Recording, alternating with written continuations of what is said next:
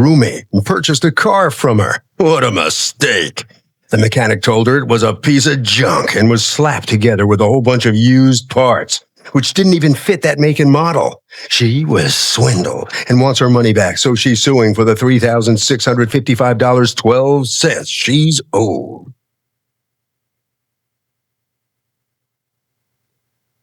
This is the defendant, Drenda Shaw. She says the woman drove the car from Brooklyn to Buffalo, New York, and then called her saying it broke down and wanted someone to come all the way to Buffalo to fix it. Huh?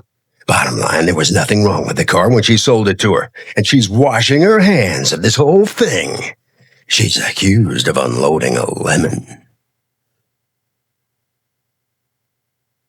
Douglas, okay. Courtney Dixon, you are suing Drenda Shaw for $3,655.12. You want the money you paid her for her car back, the money you've put into repairs, and the money you paid for insurance to get this car on the road. Okay, tell me what happened. I met Drenda through my roommate Lakeisha, her boyfriend, and she's like friend of a family. And I went and I had a look at the car, and I purchased the car from her. And prior to purchase, I was told how the car is good. So many good things about it. What car was this? It's a 1995 Nissan Maxima. Okay. And it's my first car, and I'm using it to go back and forth, school, home, and work. Okay. So a 15-year-old car? Yes. Okay. And did you have it checked out by a mechanic? Wait, I'm going to give you the answer. No, I didn't. Why? Because I trusted her, because I thought I could trust her and that she was honest, right? Yes, and because her husband is a mechanic. So many times. And because her husband is a mechanic, I trusted that, I trusted his judgment. Okay, go on. So prior to me leaving with the car, there was some problems with it. The air conditioning wasn't working, and I simply asked that it be fixed. Did you know that before you bought it? Yes, and I asked that it be fixed, and she said that, well, I've had this car for 5 years, and I've never turned on the AC. Okay. So, but she did attempt to fix it, and as soon as I got on the road when I was driving to school, the AC wasn't working. Okay. And what was it working when you picked it up and bought it? Yeah, it turned on for a little bit, but then it got warm. Okay, so go on. So I'm driving from Brooklyn to Buffalo, and my roommate Lakeisha's with me, and it's this jerking feeling, and I'm just like, just please let it at least get me to Buffalo. Right. So that, school had already started. There. I know exactly what you're talking about. So you're chugging away, and what happens? Do you make it to Buffalo? Yes. Oh, good. So we made it to Buffalo, and what I did after that is I went straight to a mechanic. So he checked it out. He said, it definitely needs a new starter, and it needs some electrical work. So I said, okay. How much money did you spend on repairs? Altogether, I spent $570.12. Okay, and you are suing not for you're also suing for the $570, but you want your money back for the car, and you want your money that you paid for insurance because you've decided you no longer want the car. I don't want. Why do you no longer want the car? Because it's the mechanic is stating that this car is composed of a whole bunch of different pieces, like it was used and then it was sitting there, and it was just like, hey, let's put something together and just sell this car. But you don't think that maybe in the course of 15 years, this broke or that broke and it got fixed? Maybe, but I mean, I guess it was like a last resort to get money. Okay. That's how I feel. Maybe. Ms. Shaw, what's going on? How long have you had this car? I've had it since 95. Oh, you've been the sole owner all that time? No, I'm sorry. You said 95. What did you mean? I'm sorry, 2005. It is a 95. So you owned it for 5 years? Yes. Okay. And was it generally a good car for you? Yes, but I bought the car and decided I wanted it to run to my standards. So I had a couple of things done. Doesn't look like a 95, looks like a 98, 99, because I then gave it a facelift. You gave it a facelift? So I changed the front. Where do I sign up? I changed the front. I want to look like a 71, 81 model. I don't want to look like a 61 model. Okay, go ahead. I changed the front look of the car. What was the Blue Book value of the car at the time that you sold it? I don't know. Okay.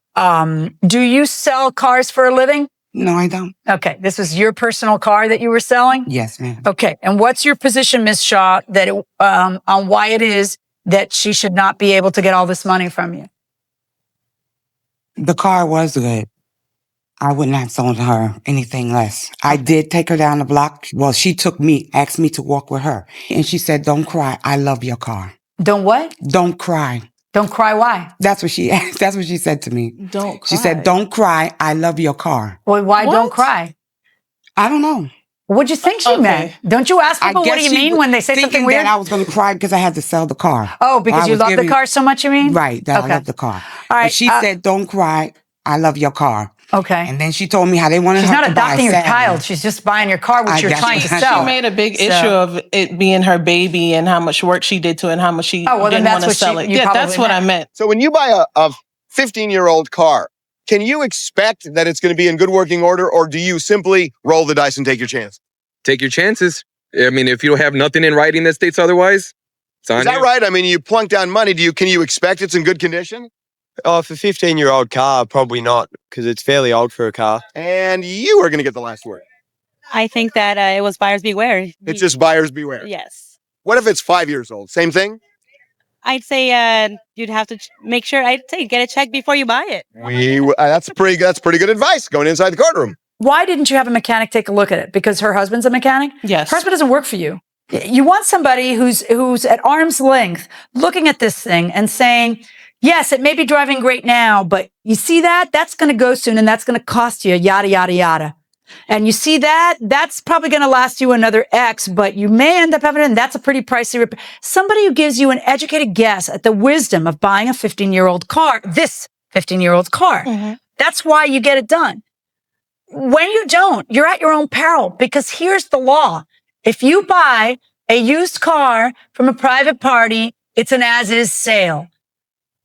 There's nothing I have ever said more than the sentence that I just said.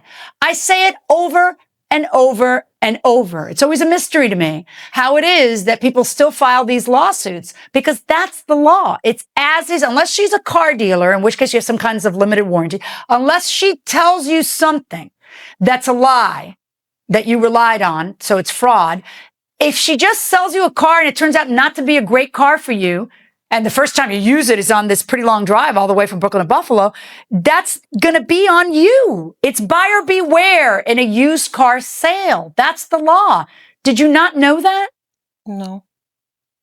It's buyer beware on a used car sale. It's as is. And even though, even if she doesn't write it in a receipt and she doesn't say, I expected her to say it because it's as is.